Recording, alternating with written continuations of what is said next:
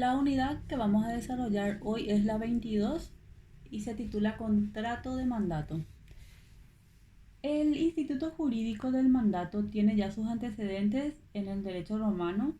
Sin embargo, hoy en día el contrato de mandato ha cobrado muchísima importancia en el comercio y sobre todo en las relaciones internacionales de los actos mercantiles.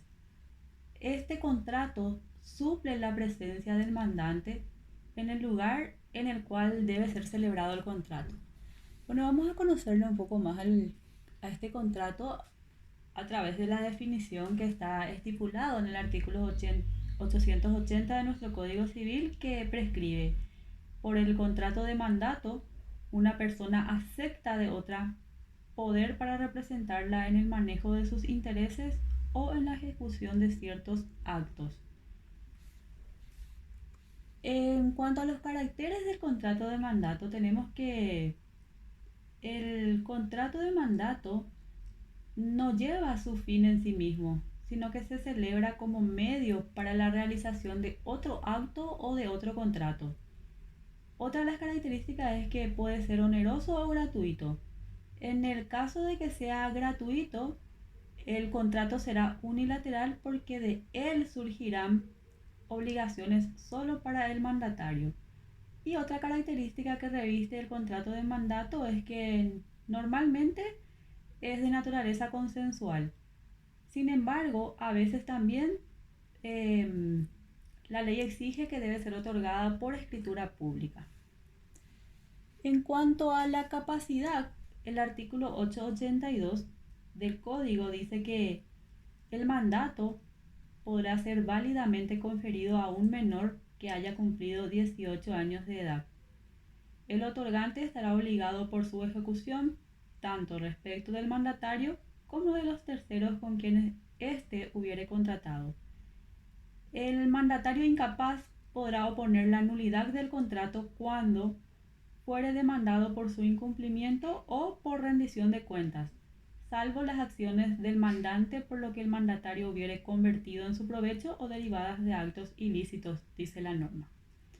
Vamos a dilucidar un poco el sentido de este artículo. Nuestro código sabemos que concede capacidad para ejercer el comercio u otra actividad lícita al que haya cumplido 18 años de edad y obtenga la venia de sus padres o, en su caso, la venia judicial. Y en consideración a esta capacidad de comprometerse, la norma reconoce efecto válido al mandato celebrado por estos menores, tanto con respecto al mandatario como con los de terceros. Si el mandatario no ejecutó el contrato y fue demandado por el mandante, este menor podrá oponer la nulidad del contrato. También extensivo para el caso de ser apremiado por rendición de cuentas, pero quedando a salvo las acciones del mandante, por lo que el mandatario hubiere convertido en su provecho. Eso dice la norma. Y por último dice que tenemos que hacer un comentario en el apartado final diciendo que no sería justo que el menor, amparado en una relativa incapacidad, obtuviera un enriquecimiento sin causa y tampoco se le excuse de los actos ilícitos que cometiere por la ejecución del contrato. Dado que la capacidad es un elemento esencial del contrato, un menor que no cumplió 18 años es incapaz para celebrar este contrato, pero podrá formalizarlo por intermedio de sus representantes necesarios o legales, y al cumplir 18 años requerirá la venia paterna judicial para ejercer actos mercantiles o jurídicos admitidos por la ley. Siguiendo con el desarrollo de nuestro contenido programático, tenemos que hablar del objeto de estos contratos. Bueno, pueden ser objeto del mandato todos los actos lícitos susceptibles de producir alguna adquisición, modificación o extinción de derechos. Nuestro derecho positivo requiere que el objeto del mandato sea un acto jurídico propiamente dicho, siendo así los servicios o trabajos ajenos a ese concepto pueden ser objetos de un contrato de trabajo, pero no de un mandato. Obligaciones del mandatario. Estas obligaciones se encuentran articuladas en el artículo, valga la redundancia, 887 del Código, que dice: el poder para contraer una obligación comprende el de cumplirla, siempre que el mandante hubiere entregado al mandatario el dinero o la cosa que se debe dar en pago. Bueno, vamos a explicar un poquito también el sentido de la norma. Es el caso de un poder especial extendido, por ejemplo, a Juan López, que se encuentra en la ciudad de Pedro Juan Caballero, para comprar a nombre de Luis Gómez, que sería el mandante, que se encuentra en Asunción. El Luis Gómez debe proveerle de los fondos al mandatario Juan López para que pueda ejecutar el contrato en Pedro Juan Caballero. Esa provisión de fondos generalmente se remite por giro bancario. Este artículo no prevé el contrato mixto, pues no lo obliga ni puede imponerle al mandatario a concederle un crédito al mandante para ejecutar sus disposiciones. Bueno, tenemos que hablar también de la pluralidad de mandatarios. Está estipulado en el artículo 888 del Código, que establece: cuando en el mismo instrumento se hubieran nombrado dos o más mandatarios, se entenderá que la designación fue hecha para ser aceptada por uno solo, en el orden en que estén indicados, con las excepciones siguientes. El Código establece tres excepciones: A, cuando fueren designados para que intervengan todos o algunos de ellos conjuntamente; B, si lo hubieran sido para desempeñarlo todos o algunos de ellos separadamente, o el mandante dividiera la gestión entre los mismos o los facultare para dividirla entre sí; y C, cuando han sido nombrados para actuar uno de ellos a falta de otro u otros. Bueno, vamos a explicar también. Al referirnos al inciso primero, vemos que podrán nombrarse dos o más mandatarios cuando deban intervenir todos ellos conjuntamente o alguno de ellos conjuntamente. Por ejemplo, el poder designará a Juan López, José González y Rafael Espínola para que conjuntamente adquieran el campo para Miguel Fernández. De los tres mandatarios, dos de ellos están autorizados conjuntamente a ejecutar el contrato.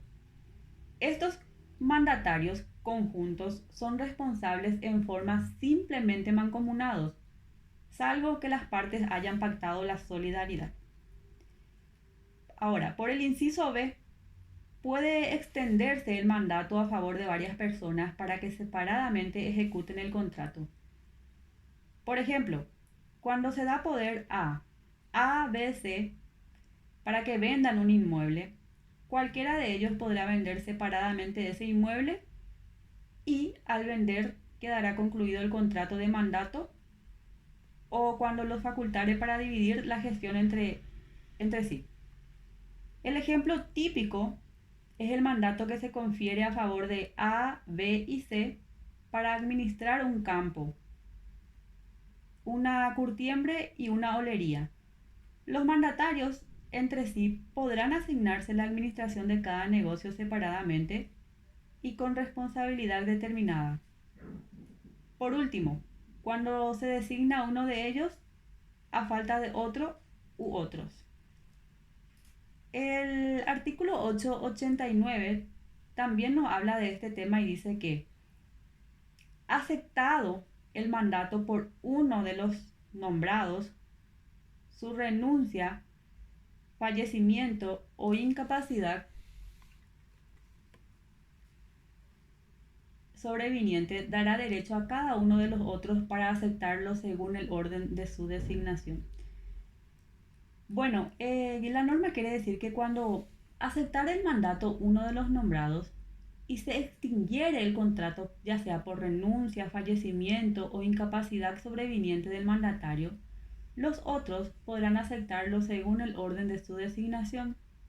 Por ejemplo, si falleció A, le sucederá en orden B. Y si también le sobreviniera la incapacidad a B, le sustituirá C. Pareciera prever la norma una condición resolutoria. Al fallecer el mandatario que aceptó primero el poder para representarlo, queda disuelto el vínculo y los otros podrán formalizar otro contrato de mandato. Si se estableció un orden de disposición, se debe respetar tal prevalencia. Bueno, pide también nuestro programa de estudios hablar de la extinción del mandato. El, el tema está articulado en el 909 y dice que el mandato se extingue por cumplimiento del negocio para el que fuere constituido, por vencimiento del plazo determinado o indeterminado impuesto a su duración, por revocación del mandante, por renuncia del mandatario, por muerte de cualquiera de las partes, por incapacidad sobreviniente a uno de los contratantes, y cuando se tratare de un mandato sustituido por la cesación de los poderes del sustituyente, aunque éste fuere un representante necesario. La norma, como vemos, enumera los casos de la extinción del mandato, pero aquí surge una pregunta. ¿Esta enumeración es taxativa o es enunciativa? A nuestro juicio, esta enumeración es taxativa porque limita la disolución del contrato de mandato a las causas enumeradas en la citada norma. Como vimos, los incisos A, B, C, D, E son terminantes. El inciso F merece un comentario respecto de la mujer que extendió poder antes de su matrimonio. Este poder seguirá vigente con respecto a los actos que pueda ella realizar durante su matrimonio. Por ejemplo, otorgar el poder a un profesional abogado para proceder a la apertura del juicio sucesorio de quien fuera su padre, autor de la sucesión. También el inciso G trae una interesante disposición por la cual la cesación de los poderes del sustituyente implica la extinción del mandato del sustituido. Y otra no podría ser la solución cuando que el contrato principal es el celebrado entre mandante y mandatario y el accesorio entre el mandatario y el que lo sustituye. Bueno, también es oportuno recordar que el contrato de mandato se disuelve generalmente por revocación, por muerte, renuncia del mandatario, interdicción de una de las partes, por vencimiento del plazo y por la conclusión del negocio para el que fue recontratado. Bueno, hasta aquí la unidad número 22.